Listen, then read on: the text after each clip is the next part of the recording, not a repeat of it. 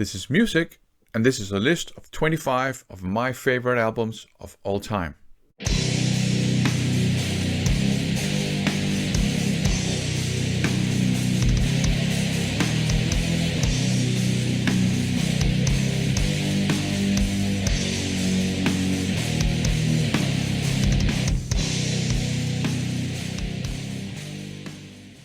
So there's like a hate train going on in the vinyl, at least the metal part of the vinyl community, music community right now, with 10 terrible albums from your collection, 10 terrible songs from 10 otherwise great albums.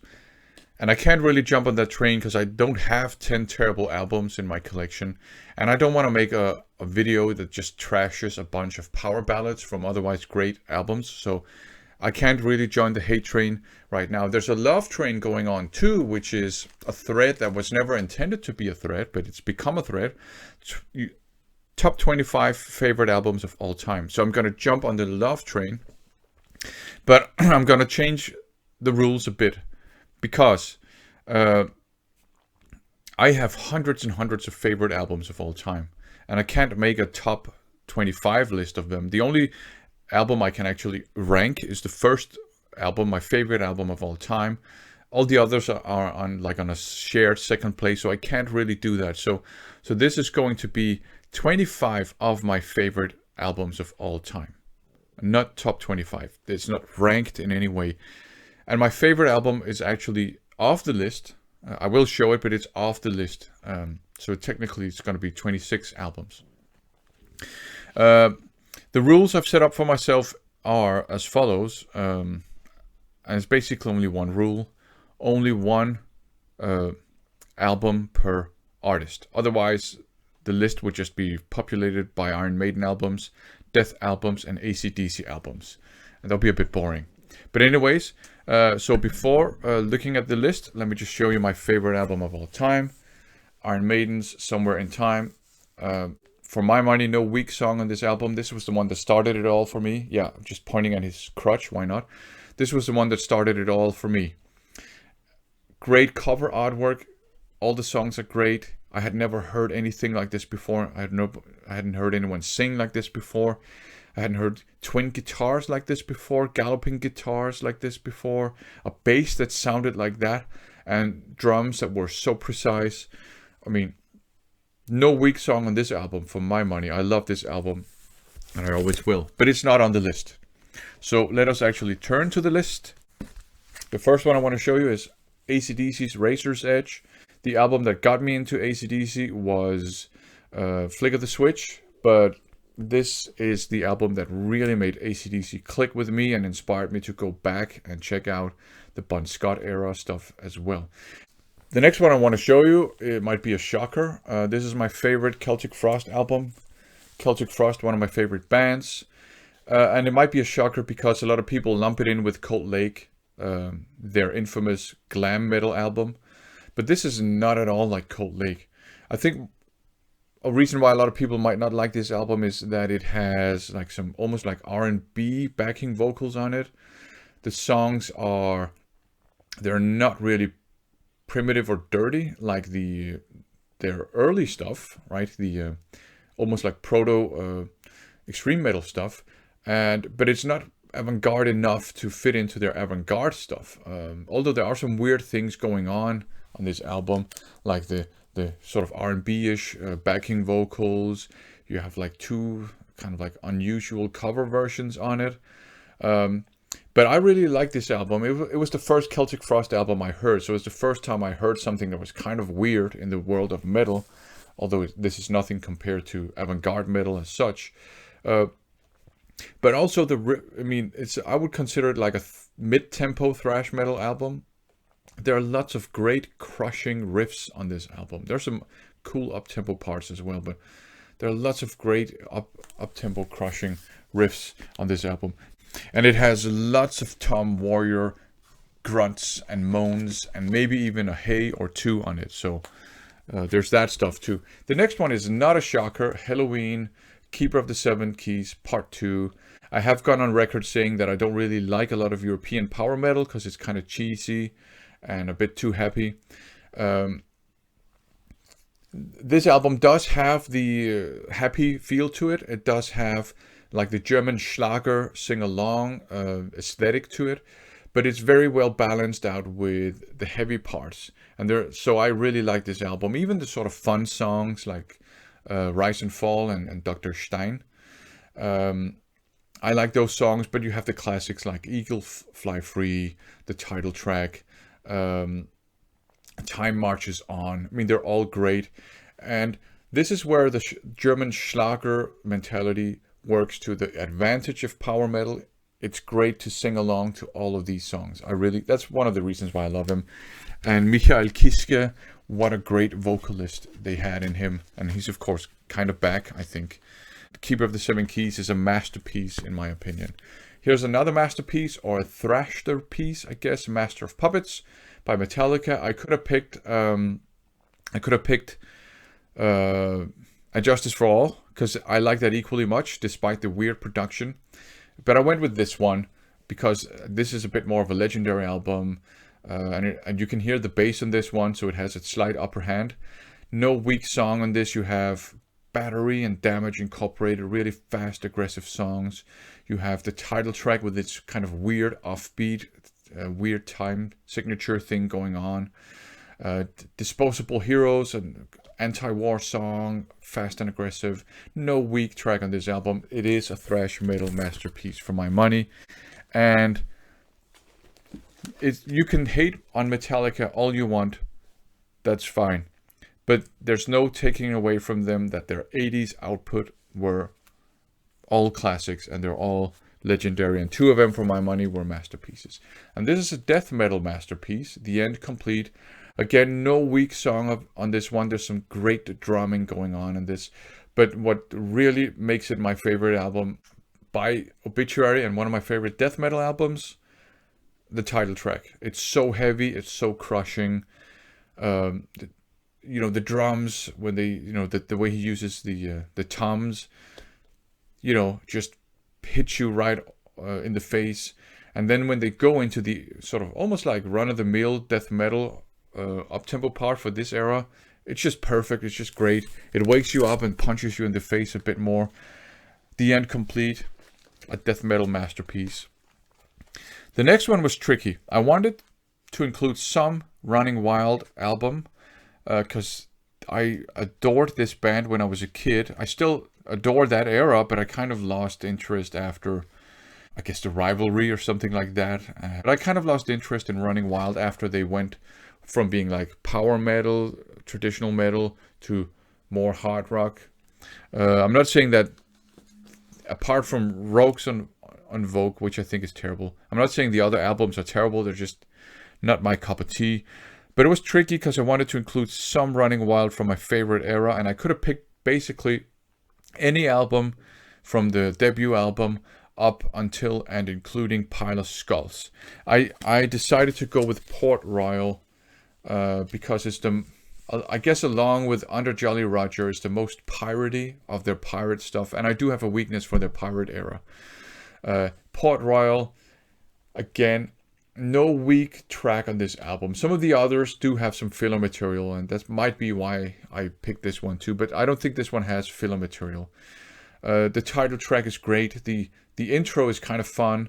It has Conquistadors, which is an anti-colonialism song on it. It has one of the other themes that Rock and Rolf Kasparek really likes. That's like Native Americans. It has some Native American themed songs on this one as well. You have Into the Arena, which is very different. It's very non-Running Wildy, but it's a great song. So Port Royal, great album by Running Wild, one of my favorite bands of all time. On to some thrash metal, and this is the last vinyl I'm going to show you. Sacred Reich, The American Way. Most of this is like mid-tempo thrash metal with some up-tempo parts. It's very politically oriented. It's very left-leaning. I love this album. I think the musicianship is great. The songs are great. Phil Ryan sounds great, apart from in the 31 Flavors, but he sounds fun, so that's okay. Some absolutely amazing, I think, guitar solos on this album too. So that's the vinyls. Let's turn to the CDs. Another thrash metal favorite of mine, Among the Living by Anthrax. Their best album for my money. No weak song on this album. All the songs are well composed. The guitars sound great. Joey Belladonna sounds awesome. The bass sounds awesome. It kind of ties everything together. It has Indians on it, which is my favorite song. In any case, great thrash metal album. Here's another great thrash metal album, Artilleries by Inheritance. Another album that has no weak song on it, and this album has a ballad on it that I actually do like. Also in the vein of 80s thrash metal, although I think this one is from 1990 as far as I remember. I can't remember. This is the Metal Mind reissue. But no weak song on this, and true to the spirit of thrash metal at the time. Lots of sort of political and social commentary on this album. And this is also the album where they started incorporating the sort of Middle Eastern sounding scales that they still use nowadays. And it's great. It's borderline technical thrash metal, I would say. And you know what I really like about this album? The vocals. Flemming Rønsdorf has a weird voice. He can sing, it sounds great, but he has this weird, almost kind of like sick voice, and it just fits the music perfectly. It's a great album. For my money, this is also a perfect thrash metal album. And of course, they're a Danish band, so maybe there's a bit of national pride going on. I don't know. Moving from Denmark to Sweden, a great melodic death metal album, Slaughter of the Soul by At the Gates. Another album with no weak song on it. It starts out questionable, I think, with the sound effects and the spoken words, but then, and that's of course Blinded by Fear, then it just kicks you in the face with your doo-doo-doo-doo, and then it kicks in with an awesome riff.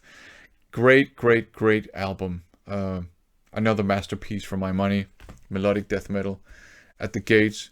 Going out of metal for a while into hip-hop, rap music, Beastie Boys, Hello Nasty. I gotta be honest, I hate contemporary rap and hip-hop music, because it's just pop music to me. I have to go back to Public Enemy, NWA, De La Soul, A Tribe Called Quest, Grandmaster Flash and the Furious Five, and then Beastie Boys. And this album is different even, I would say, from a lot of rap music at the time, because it has a lot of influences from easy listening, from jazz. There's even like, I think it's Sneaking Out the Hospital. That's like an easy listening instrumental, because Beastie Boys also knew how to play instruments, right? So they would have they were originally a punk band. It has, of course, Intergalactic, which were their hit. It has 3 MCs and 1 DJ, another hit. But there are lots of other really cool songs in this one. Super Disco Break-In is awesome. Body Movin' is a great rap song. Can't, Won't, Don't Stop, also awesome. So there has some great like rap hip-hop songs on it, but also some great songs, instrumentals that fall under other genres. So kind of like 31 flavors. Back to metal, Blind Guardian, Somewhere Far Beyond. Another example of a perfect European power metal album for my money. Has the balance between the heavy stuff and the German Schlager sing-along mentality. It has the choruses that you can sing along to. Just Time What Is Time. Just that one, the title track. I have great fond memories of listening to this one on my Walkman while bicycling to school. And what I really like about this album, apart from the sing-along Schlager part, is how speed metal-y it is. For my money, this is part power metal, part speed metal. In my opinion, their earlier stuff was all out speed metal, and then the later stuff became more and more power metal, and then eventually, I guess, more just like epic metal.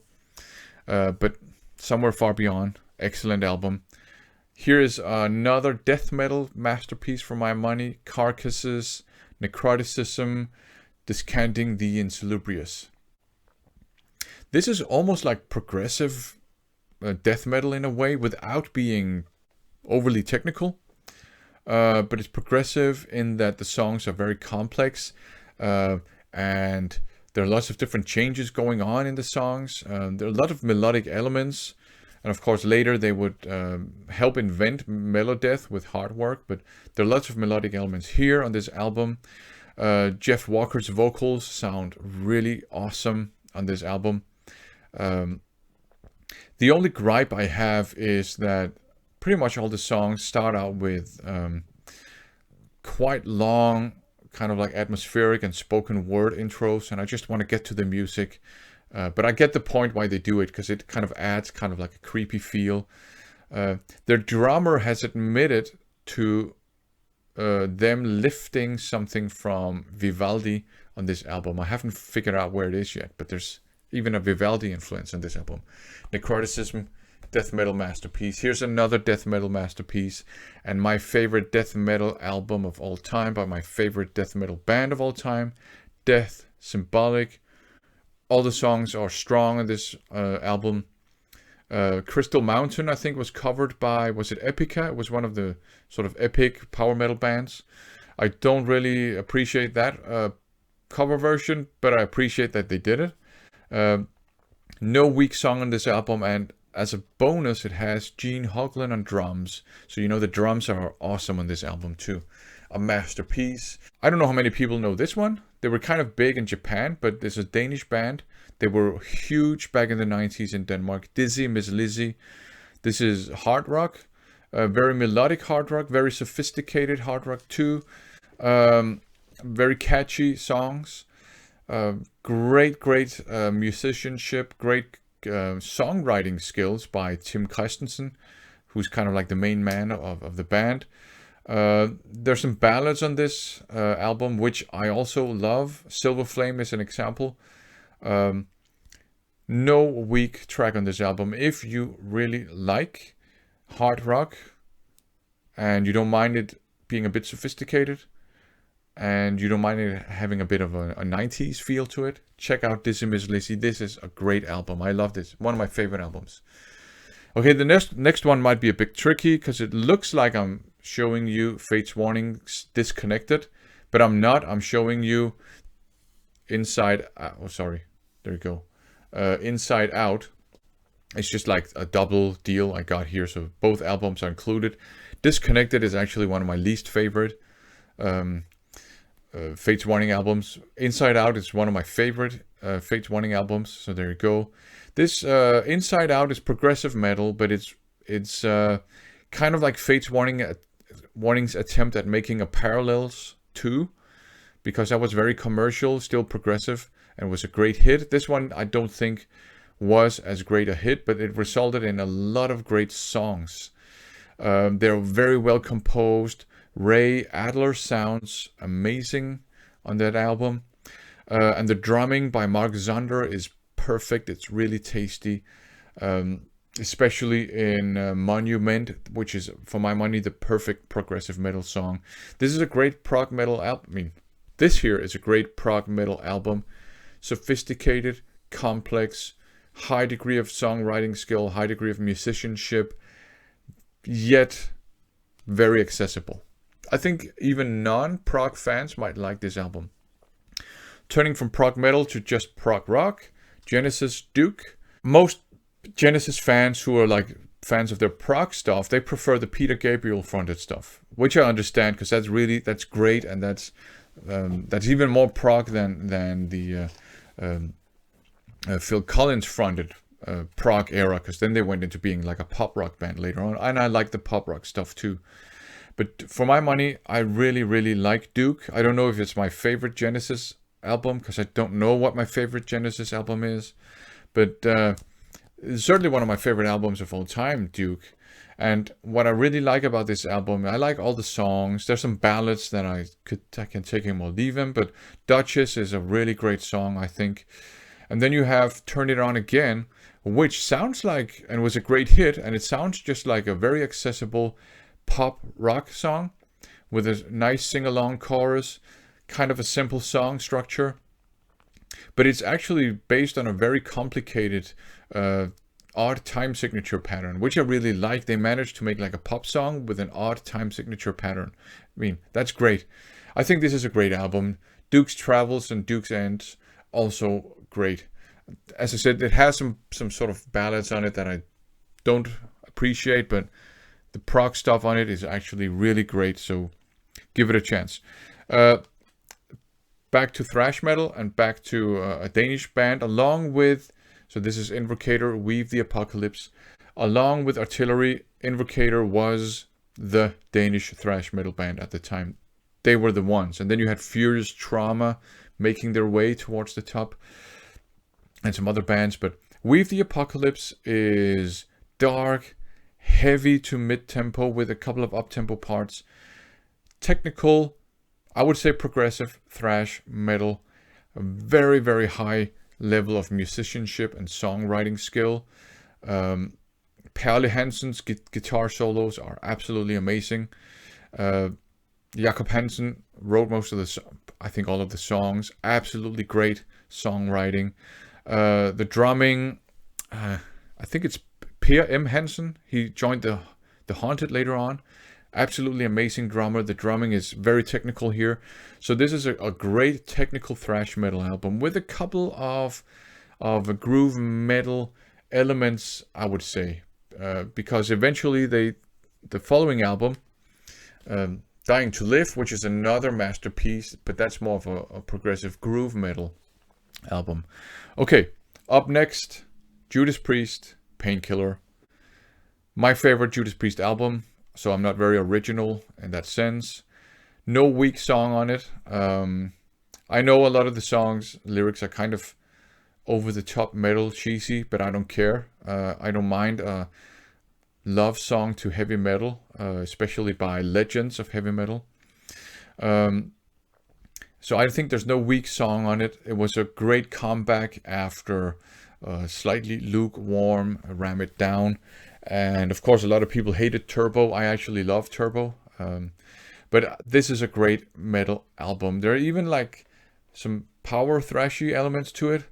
And of course, they had replaced Dave Holland with Scott Travis on drums. And that really did it, because he was a much better, much more versatile drummer. He could really contribute to upping the aggression quite a lot. So Judas Priest, Painkiller, an absolute classic. Favorite Judas Priest album.